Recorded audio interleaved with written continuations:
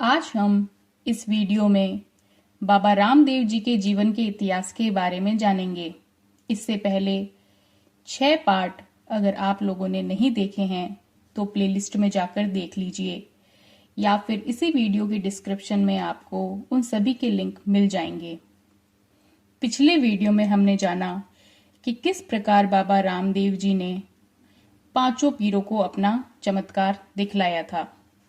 इस वीडियो में राम सरोवर तालाब का निर्माण किस प्रकार हुआ उसके बारे में जानते हैं। आइए सबसे पहले बाबा रामदेव जी ने जाम्ब जी को किस प्रकार अपना चमत्कार दिखलाया उसके बारे में जानते हैं। बाबा रामदेव जी का अवतार जिस समय हुआ उसी समय रुणीचा के कुछ ही दूरी पर जंबासर नामक गांव में जंबेश्वर नामक सिद्ध पुरुष थे। उन्होंने विष्णोई धर्म का खूब प्रचार प्रसार किया। एक दिन कुछ भक्त बाबा रामदेव जी के दर्शन करने रुणीचा जा रहे थे तो रास्ते में जंबासर गांव आया। तब उन्होंने सोचा कि जंबेश्वर जी के दर्शन करने चलते हैं। जंबेश्वर जी के पूछने पर उन्होंने बताया कि हम रामदेव जी के दर्शन करने जा रहे हैं। इस पर जंबेश्वर जी ने कहा कि वह कोई सिद्ध पुरुष नहीं है, तो वह तो एक ढोंगी है और उन्होंने एक घुड़सवार को उन्हें बुलाने के लिए भेजा है। उसके आने पर उनका सत्कार करके अपने तालाब को बताया। तब रामदेव जी ने कहा कि इसका जल तो पीने योग्य है ही नहीं। उनकी बात सुनकर जाम्ब जी ने झारी भरकर जल मंगवाया। तब उन्होंने देखा कि झारी जो है वो काली पड़ गई है और पानी एकदम कसैला सा हो गया है। तब जंबा जी मन ही मन में बाबा रामदेव जी की माया को जानकर शर्मिंदा हो गए। आइए अब रामदेव सरोवर का निर्माण किस प्रकार हुआ उसके बारे में जानते हैं। रामदेव जी ने जंबा जी को महीने भर के बाद में रामदेवरा आने के लिए कहकर वे अपने महल से दक्षिण दिशा में एक तालाब राम सरोवर उन्होंने खुदवाया, जिसमें इंद्र ने अमृत तुल्य जल वर्षा करके राम सरोवर को भर दिया। राम सरोवर का निर्माण होने से आसपास के गांवों में पीने योग्य जल की समस्या मिट गई। तब राम सरोवर की प्रसन्नता जंबा जी ने सुनी तो जंबा जी ने राम सरोवर का पानी खारा बना देने की भावना से आए और जंबा जी ने सोचा कि मैं राम सरोवर के अमृत तुल्य जल को बदल तो नहीं सकता, लेकिन मैं इस तालाब को सूखने का श्राप तो दे ही सकता हूँ। ऐसा सोचकर राम सरोवर देखने की इच्छा रामदेव जी को बताई तो रामदेव जी ने उन्हें राम सरोवर पर ले जाकर जल दिखाया। सरोवर को देखकर जंबा जी ने पहले तो प्रशंसा की, लेकिन अंत में जंबा जी ने कहा कि यह जल शुद्ध अवश्य है, पर जब भादवा में आपका मेला भरेगा तब यह तालाब सूख जाएगा। तब रामदेव जी उन्हें घुमाते हुए महल के पूर्व की तरफ लाकर अपने भाले को गाड़ दिया। वहां से जलधारा निकलने लगी और रामदेव जी ने कहा कि यह जल शुद्ध है और 12 मास रहेगा। वह कोई भी कोड़ी इस जल से स्नान करेगा तो उसका कोढ़ दूर हो जाएगा।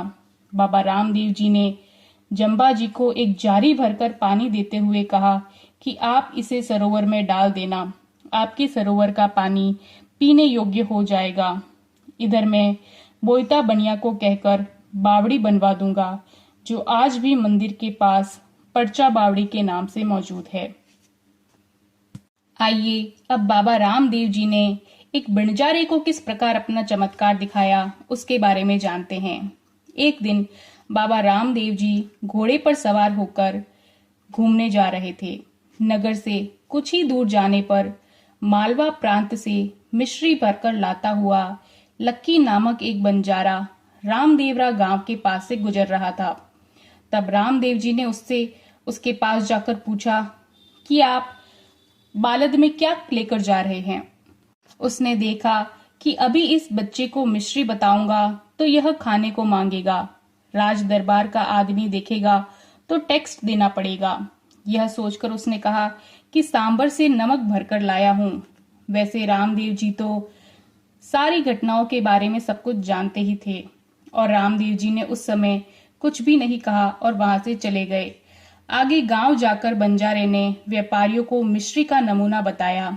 तब उसने कहा कि आप झूठ जो है वो कब से बोलने लग गए, इसमें मिश्री तो नहीं है, यह तो नमक है, आप खुद चख के देख लीजिए। उसने 2-3 बोरी में से चखी।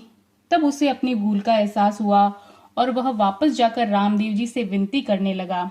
तब रामदेव जी ने कहा कि तेरे झूठ बोलने से मिश्री का जो है वो नमक बन गया, तो अब वापस मिश्री हो जाएगी। बंजारे ने जाकर देखा तो फिर से नमक की जगह मिश्री हो गई और बंजारा प्रसन्न होकर बाबा रामदेव जी की जय जयकार करने लगा।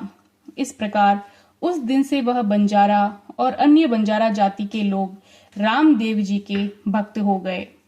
आइए अब जानते हैं कि अजमल जी के 2 पुत्रियां सुगनाबाई और लाछाबाई, जो कि रामदेव जी और विरमदेव जी की बहनें थी, उनका विवाह किस प्रकार हुआ। महाराजा अजमल जी के 2 पुत्र विरमदेव और रामदेव जी और उनकी 2 पुत्रियां सुगनाबाई और लाछाबाई थी। पुंगलगढ़ के पड़ियार वंश में विजय सिंह के साथ सुगनाबाई का विवाह हुआ। विजय सिंह जी का स्वभाव बड़ा ही क्रोध और अभिमानी, ऊंच नीच का भेदभाव रखने की भावना वाला था। बाबा रामदेव जी बड़े ही सीधे और सरल स्वभाव के थे, अतः दोनों के विचारों में मतभेद होने से गुमान सिंह जी रामदेव जी से घृणा करने लगे। पोकरण की राठौड़ वंश में हरि सिंह जी के साथ लाचाबाई का विवाह करना निश्चय किया गया। हरि सिंह जी का स्वभाव लालची प्रवृत्ति का था। हरि सिंह जी अपने स्वभाव के कारण विवाह के समय पोकरणगढ़ की मांग रखती थी, तो बाबा रामदेव जी ने उनकी मांग को स्वीकार करते हुए पोकरण को बहन के दहेज में देने की घोषणा कर दी। फिर रुणीचा नगर बसाकर वहां पर रहने लगे। रुणीचे के पास में ही अपने भाई विरमदेव के लिए विरमदेवरा नामक एक नगर बसाया, जो आज भी विरमदेवरा नगर के नाम से प्रसिद्ध है।